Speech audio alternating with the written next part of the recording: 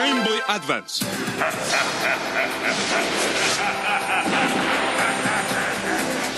俺が奴らを倒す。ダブルヒーローで戦え。ロックマン&ポルテ登場。 Capcom. We've got the Super Famicom version underway, but what about the one we're more familiar with? That's right, Mega Man and Bass hit the Game Boy Advance in 2002, although it wouldn't reach North American or European shores until March of 2003, nearly 5 full years after the original title was released. Was it worth the wait? Well, we're gonna rock the place with Bass and go find out.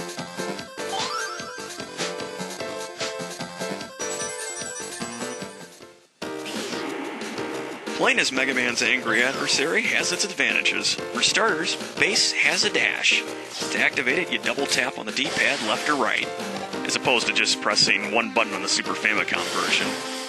Oh well, that's the trade-off for less buttons.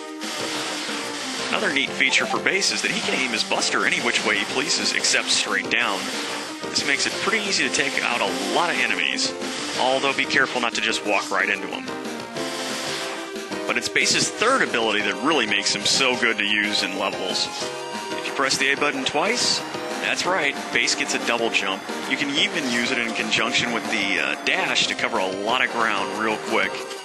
I mean, look at it, I'm just hopping over dangerous areas like it's nothing because I know I've got that safety net. Unfortunately, no amount of mobility will help you get past these moles quickly unscathed. In fact, even when you take your time, it's tough to get through unscathed because you just don't know where these suckers are going to pop up or drop down on you. You can see that the game will freeze for a split second to save at checkpoints, giving you a nice little message. Kind of weird.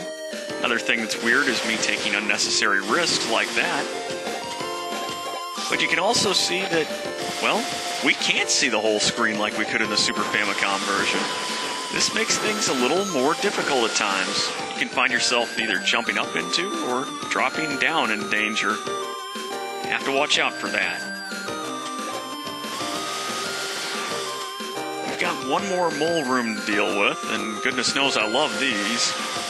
Thankfully, this will be the last time I have to go through this in a main run, because this is the only level of the game where you'll see these types of moles.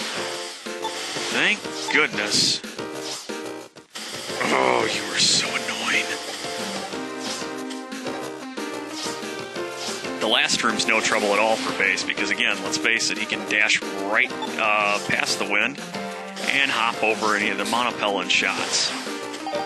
Ugh, those cannon guys will become a pain in future stages. If I was smart, I would have aimed diagonally down at the Sniper Joe.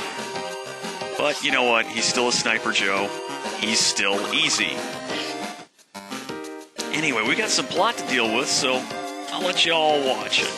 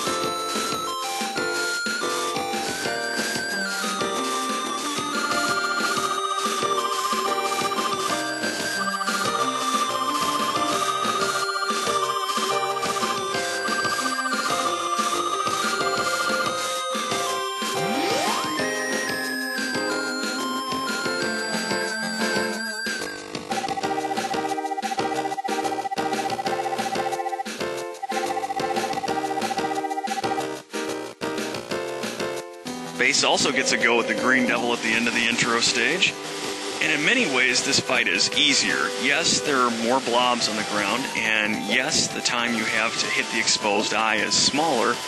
However, Bass's ability to aim his shots diagonally up and down, make it so simple that the only thing you have to worry about are those blobs he tosses right at you. Just stand right at the edge of where his front hand is and aim up, and you can get a couple shots in per pass every time.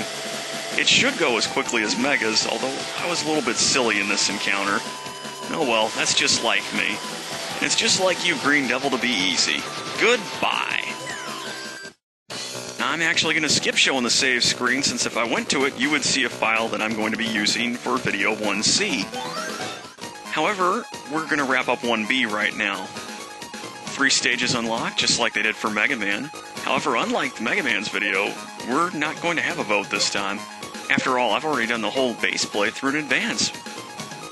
So, it's going to be a cold day before I pick Astro or Ground Man. And that means we're going to Cold Man stage next time. See ya!